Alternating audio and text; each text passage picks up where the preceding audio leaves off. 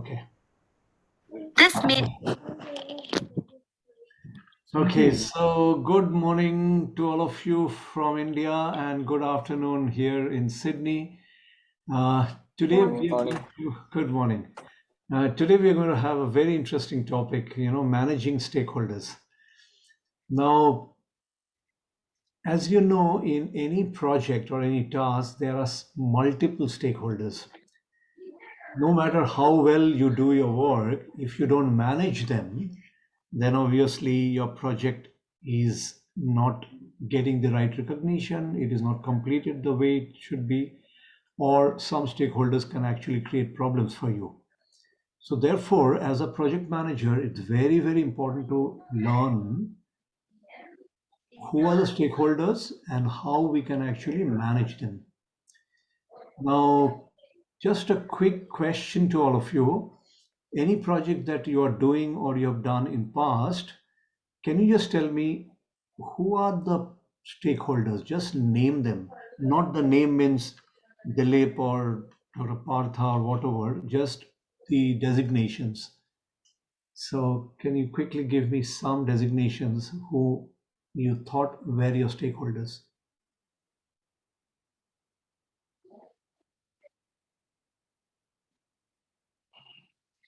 The buyers, Correct. the investors, Mm-hmm.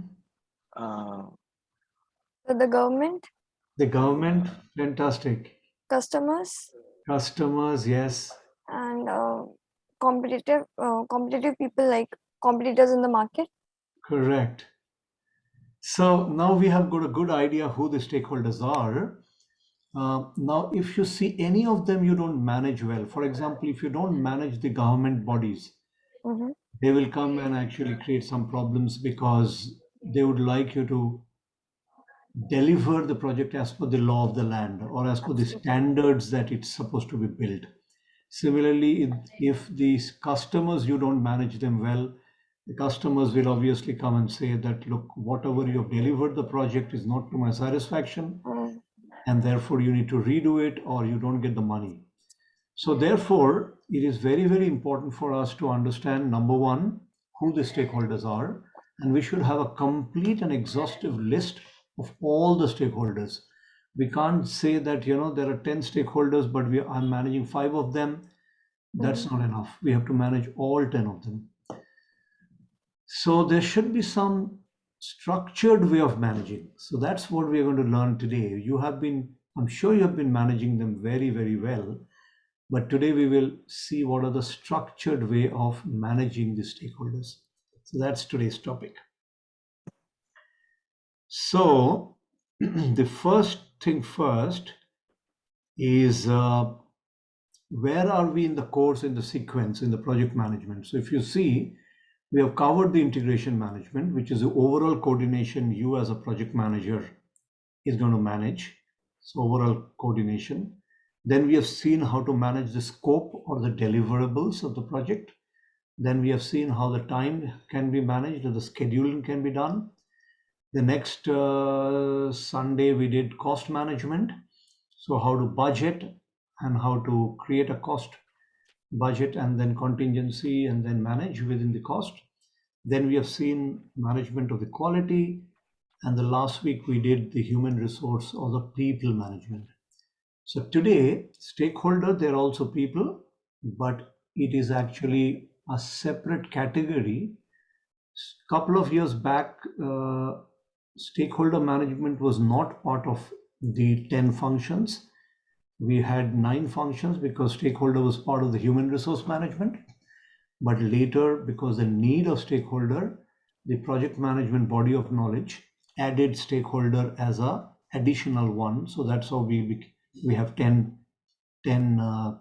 components of the knowledge that we use and practice in project management. Going forward, I think next week we'll try to cover the communications, the importance of communication in project management, and maybe we will do the procurement on the next Saturday, and the last Sunday we will do the risk management. So that will be where we are. So After today, 70% of the program you will be covered.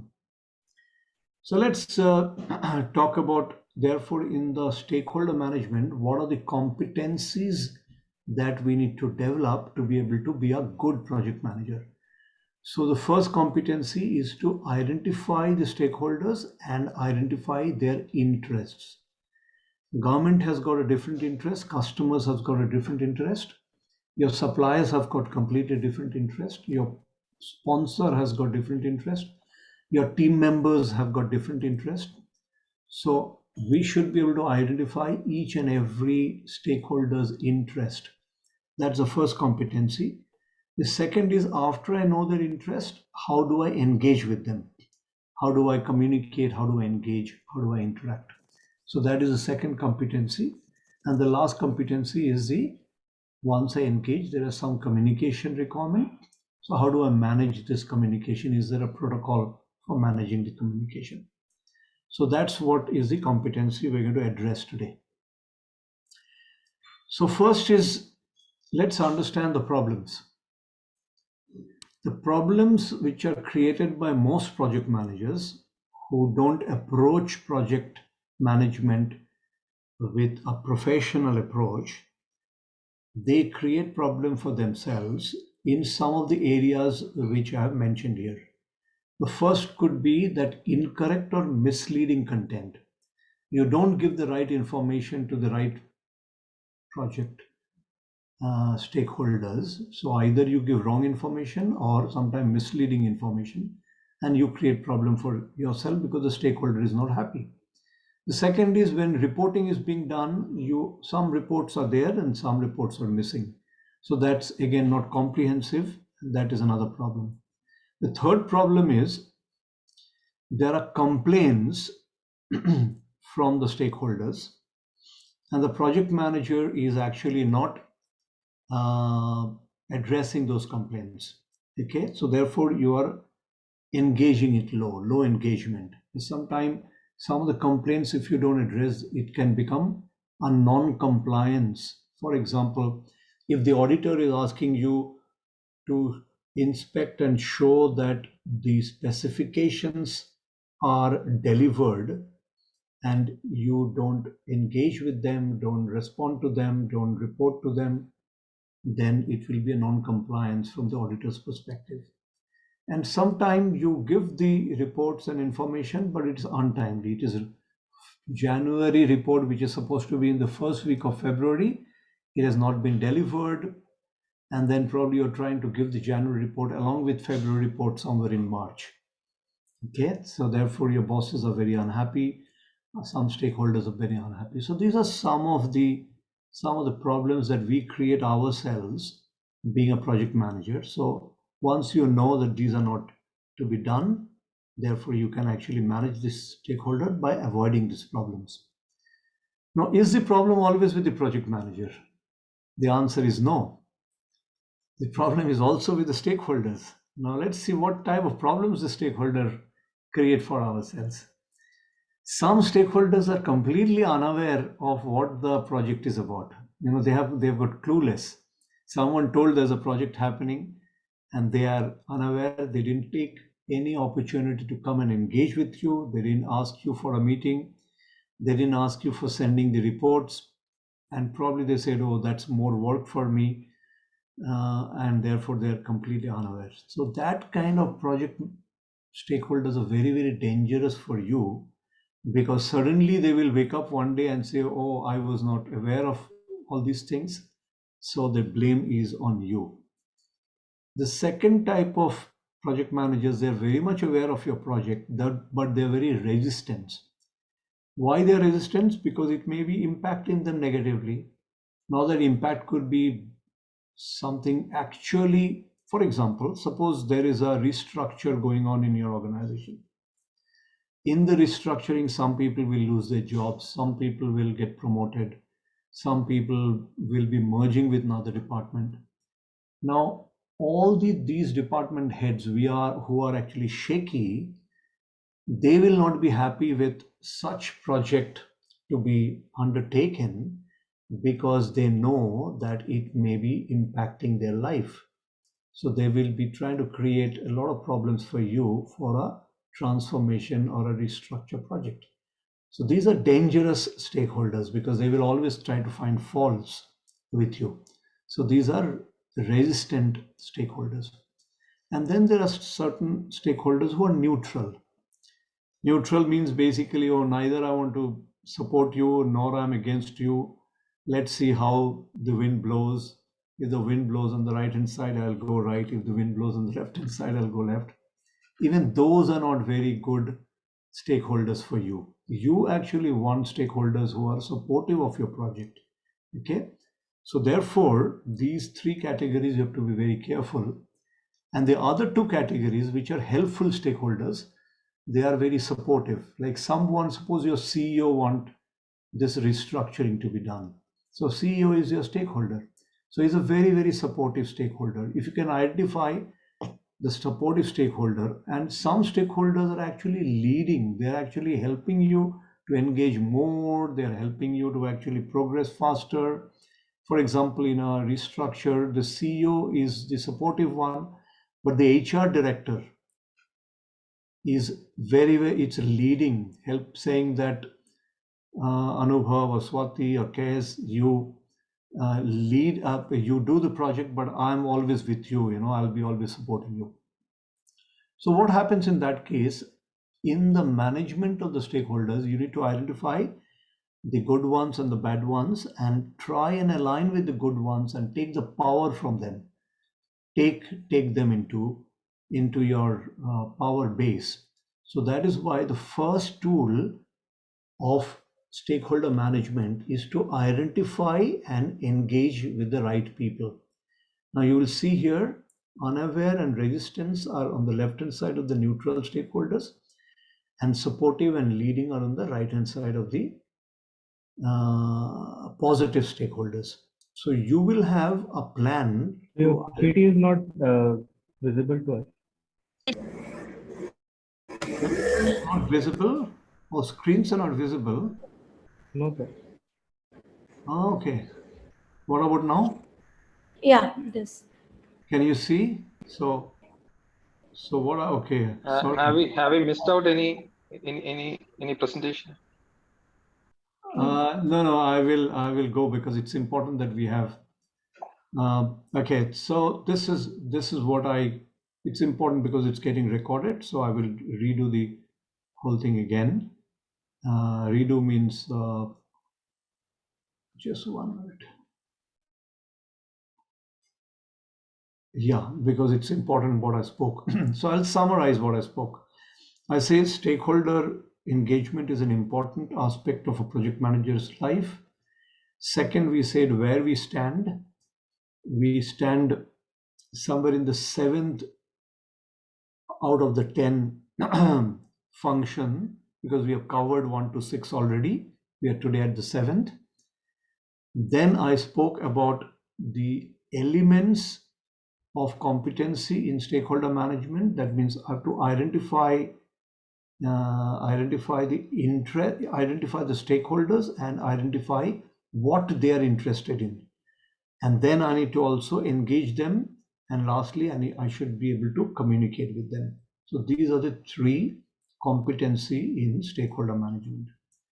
Now once that is done, then we covered the problems that we as project manager create for ourselves, and these are some of the problems. And then we said we are not the only person who create problem. There are stakeholders who create problem. So there are 3 types of stakeholders in the problem category, which is unaware stakeholders or resistant stakeholders or neutral stakeholders. You actually don't want them. You want the positive ones who are supportive stakeholders and who are also helping you or actually leading, actively engaged and promote your success. Okay. So for example, when you are actually going for an exam, your parents are the most supportive for you, and maybe your mother is actually taking you to the exam hall. So they're actively promoting your success. So they becomes a stakeholder in your success story. So therefore, what we mentioned is that we need to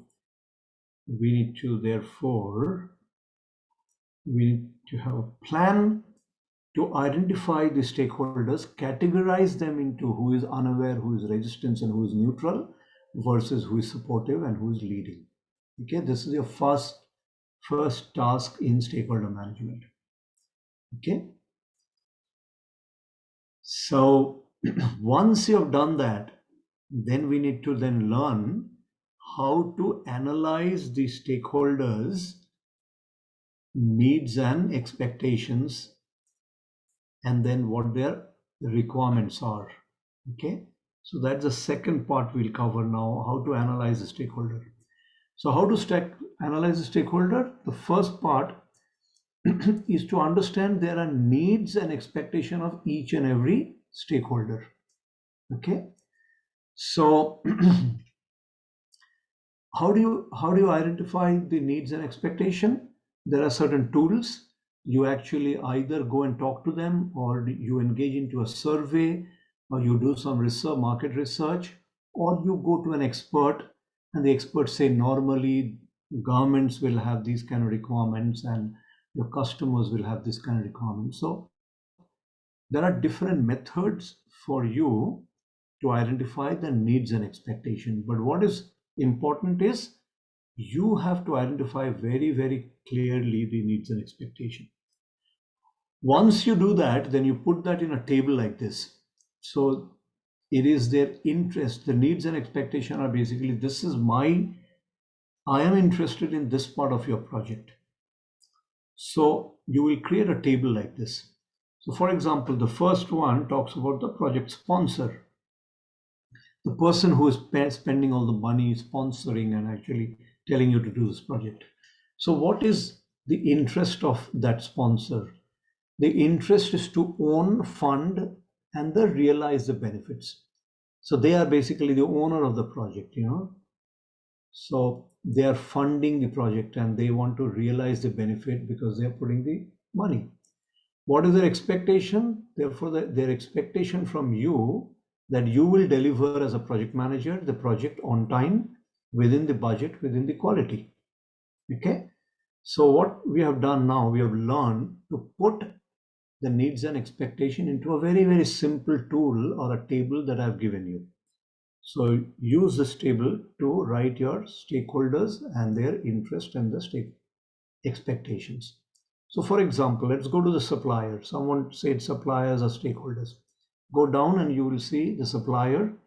The suppliers, they're interested in providing goods and services. They're not interested in the legal matters. They're not interested in the funding. They're not interested in how the project is going on time or not, what quality. They're interested what you want me to supply, what service you want to provide. So that's their interest. And their expectation from you is that please support me to fulfill my tasks and please fulfill the terms and conditions for which you have engaged with me. That means pay me on time, pay me what is due to me as per the contract. Similarly, end users, their interest is basically to enjoy the benefit when the project is completed. For example, suppose you're working in the Delhi Municipal Corporation.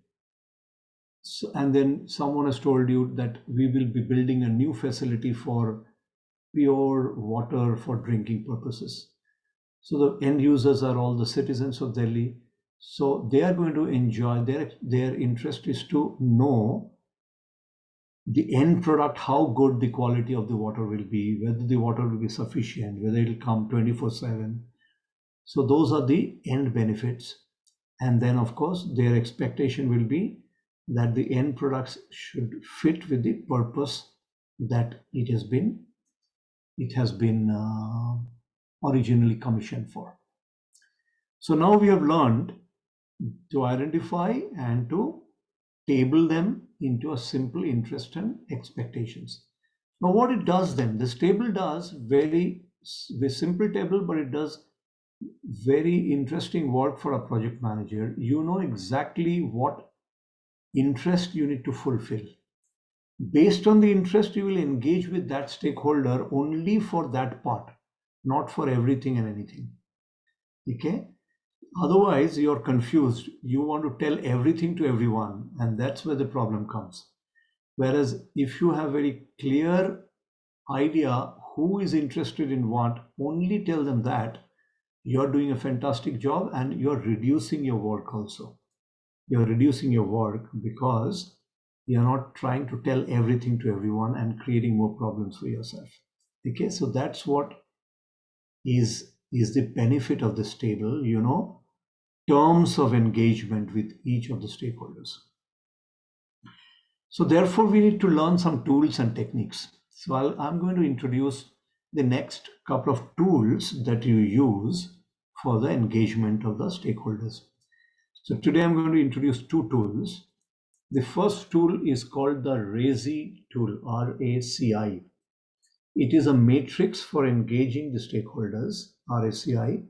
That means identifying for every task who is responsible for the task, who is accountable for the task, who needs to be consulted for the task, and who needs to be just keep informed. Okay, some people say FYI, please don't do too much of communication with me, just send an email to me for your information. FYI, for your information, please. So I need to be just informed. Okay, so so then therefore you need to have a very clear understanding against each of these stakeholders. Against each of the stakeholders, you have to write who said, please keep me informed. That means I. Who said, please consult me before you do anything. Someone might say, please, please keep me posted, and because I'm accountable and therefore anything goes wrong, you may mess it up, but the buck stops at me. And therefore something can go wrong. And if it goes wrong, I'll be accountable. So you should know who is accountable, and then you should know who is responsible to be delivered. For example, you have some team members. The team members are responsible to deliver certain part of the project. So you should be able to make them responsible. So for example, on first week of February, the report should go to all the stakeholders. Now, who is responsible to prepare that report? Okay, so maybe your secretary, maybe a junior officer, someone is responsible. So need to identify. So what the RACI model does is a tool to identify a matrix against each name. So you have a full project team, say 20 people working in your project. So against each name and for each task, you should be able to identify, are they responsible, are they accountable, are they to be consulted, or to be informed. If you do that, then it will be a matrix like this. So the team members' names are all there. Tom, Chloe, Vicky, Emily, and Hillary, they are the team members. They could be, someone could be a project sponsor, someone could be a government representative, someone could be your boss, someone could be auditor. So different people name you will write, and the activities the tasks you will write, broadly the tasks, because we have done work breakdown structure when we did costing and timing. So in the work breakdown structure, you will have different tasks. So for each of the tasks, say planning is a task, budgeting is a task, changing or change control is a task, or reviewing time to time how the project is a task. So for each of them, you will be writing who in the RACI model is identified for what. For here, Tom is basically said that please keep me informed when you're planning something, because I don't want to get involved into planning. Just keep me informed that the planning is happening. Tom might just say, but by the way, when you're doing budgeting, please come and consult me, because I have got some inputs to give you, what costs needs to be included and how much cost is in total will be available to you. So please consult me. So you have written a C against budgeting for Tom. Similarly, Tom might just say, if there's anyone comes and tells you the project needs to be changed, please consult me before you accept or reject. Okay. Similarly, when the project review is taking place, I am responsible. Normally, Tom, a person like Tom will be either the project director or the sponsor or the CEO who is above you. So he's responsible. So therefore, you will be writing RACI against each task and against each name. Now that you have got for each task, you have very clearly identified how to engage with Tom. Okay, this is your engagement matrix. So while you're doing planning activity, you will just keep Tom informed. Tom, by the way, we are engaged into planning activity. It's going well. I'm keeping you informed. He will not respond to you. While in budgeting, you will go to Tom and say, Tom, your interests and your requirement was to be consulted. So can I set up a meeting with you? Can I come on Monday, first hour in the morning, and consult you on the budgeting? I'll show you some budgeting exercise that we have done, and I would like to also consult you in case I've missed on something. So you see now you have got a tool which is very structured and very clear. Based on that tool, you will be able to engage with Tom. So this is tool number one. Now the second tool is going to be another tool which is called a Paris matrix, PARIS, Paris. P stands for participation, A for accountability, R for review requirement, I for input required, and S for the sign off required. See, this is the bottom I've written. Okay. Now, again, exactly the same thing you will do. You will write the name or the designation, project manager, project team member, the client, the quality control person, the finance department, or the project director.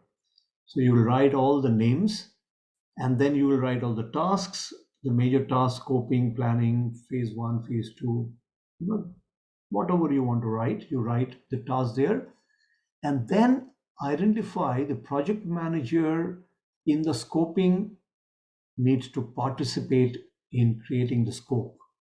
Project manager needs to participate in planning the project and its delivery. But phase 1 implementation, project manager is accountable. So you put an A under the implementation. And similarly, when you go to say project team member, you can say the team member for testing needs to be just kept informed. Okay, sorry, no, it is not informed. This is input required. So for testing, I will be, I will require some inputs from the project team member. Now there is a client or the sponsor. The client or sponsor, when you're closing the project, needs to sign off. So that's why you put a S there. He needs to sign off, because without the signature, you can't close the project, because they will not tell you that the project is complete. And if the project is not complete, they will not give you the money. So what it has done here in this Paris model is that it has also given you clues of how to engage with whom, when to engage with whom, for what task, what is the requirement for your engagement with whom. So some people will just participate, some people, because they're accountable, they're accountable, so therefore you have to keep them not only informed but involve them into great details. If you want to do any review, you've written a project plan or done a budget, you need to go to that person who will be reviewing that. And for creating the budget, some inputs are required from different people, so you know who those people are. And at the beginning and at the end, some sign-offs are required, so you know who those people that you need to go for sign-off. So what has happened is, in these two tools, you have been able to very accurately identify the needs and expectations and the interest of the stakeholders, and therefore you can now plan the engagement. So if that is being done, then the last slide today is basically therefore how to engage and communicate with them. So how do you engage and communicate? The engagement basically based on our interpersonal skills. So you build trust with different, if supplier or auditors of the government department, you build trust as a project manager, and therefore you will be able to communicate accurately. Okay, if there is any conflict, you will try and resolve those conflict between the stakeholders or between you and any of the stakeholders. So therefore you will be able to engage them appropriately. Now, one of the key competency of a project manager is to be able to listen very carefully. So when you listen very carefully, then you are able to identify their needs and expectation. And then therefore you will overcome any resistance. Remember, at the beginning we identified some people are supportive and some stakeholders are resistant to you. So through this interpersonal skills, you should be able to overcome the resistance. And in terms of communication, the right method of communication you will choose. We will see the communication in great details when we do the communication, probably the next Sunday. But the communication needs to be interactive. Sometimes you push some of the communication. That means you send an email saying, please find enclosed the January report. So what you're doing is you're pushing information. And sometimes you'll pull the information. You go to someone and the supplier and say, supplier, can you tell me how much of the total supply you have supplied and how much is left? So that is your pulling information or pulling the communication. Or you're going to someone and saying, can I expect you, suppose you're going to your boss or a sponsor, and ask that person to send a communication to everyone saying, by the way, we have a deadline of 30th of June, and I want you to all be ready and put your best efforts and make sure that the project is delivered on time. So what you're saying is you're requesting someone to actually send some communication on your behalf. So that is one example of how you pull information or pull communication from some stakeholders. So therefore, we will be able to engage with our personal skills, and we'll be able to engage based on when it is required to be pushed, when it to be interactive, and when it to be pulled. So therefore, what we have learned today, we have learned in stakeholder engagement, the first thing, that the stakeholder needs to be managed. If you don't manage the stakeholder, you're not doing a good job of your project. A lot of people deliver, but they just don't manage the stakeholders. On the contrary, some people you have seen in the organization, they manage the stakeholders very well. Those are the people who get good bonuses. Those are the people who get promotions. Those are the people who get additional responsibilities. If you are excellent in your job, but you're not managing the stakeholders, you don't get promotion or the bonuses. Okay? So therefore, today you have learned how to manage the stakeholders, and there's a structure. So what is the second thing we have learned? There are different type of stakeholders. Some of the stakeholders will be very friendly. The chemistry is good. Some of the stakeholders will be not so good and friendly. Third is, for each stakeholder, they have different needs, different expectations. Their interests are very different from you and your project. So therefore, it is important for you to understand their interest areas so that you can only engage with them. Now, I'll give you a quick example that when you're meeting a friend for the first time, you're actually, suppose you're meeting someone, you're going for a date. If you don't know the interest of the other person, then what will happen is you will actually engage in the wrong conversation. If the person's interest is in books or stories, interest in movies or music, if you can identify the interest, it's very easy for you to engage. But if the person is not interested in the politics and you are actually first time you're actually engaged into politics and stuff like that, you are not managing your stakeholder well. So there's a very simple example I want to give you that use this for managing any stakeholder. Similarly, do you know the interest when you're interacting with your parents? When you're interacting with your brothers and sisters, or if you have children, can you identify what their interests are? If you have if you know their interest and you have actually put those interests into these RESI models or Paris model or into this needs and expectation, you have invested some time to not only identify but record their interests, and therefore it's a no-brainer when you actually going and interacting with them that you're only engaging with them with their interests and needs and expectation. Therefore, your management of the stakeholder becomes excellent. And the last is that engagement and communication is very important. So you should have a structured engagement. So for each of these Toms and Chloes and Vickies and Hillarys, you should have a plan that should you meet them every week, should you meet them every day, or should you meet them once in a month, or should you meet them right at the beginning or the end? Okay, so that is also very important for you to identify the terms of engagement with each of them regularly, sometimes very frequently or infrequently.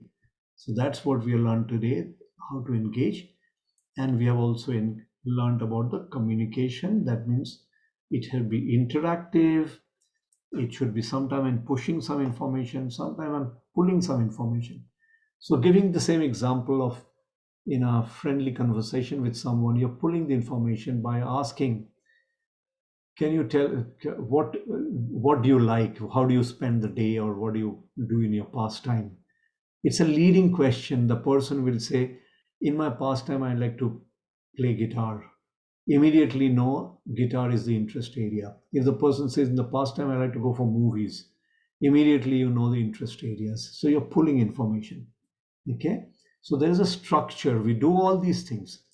But what we have learned today is a structure, and the two tools that I have introduced, RESI model and the Paris model, helps you structure each and every stakeholder very well, and therefore we have completed the the competency that we need for managing the stakeholders. So I'll stop here and stop the recording, and then we will take some questions.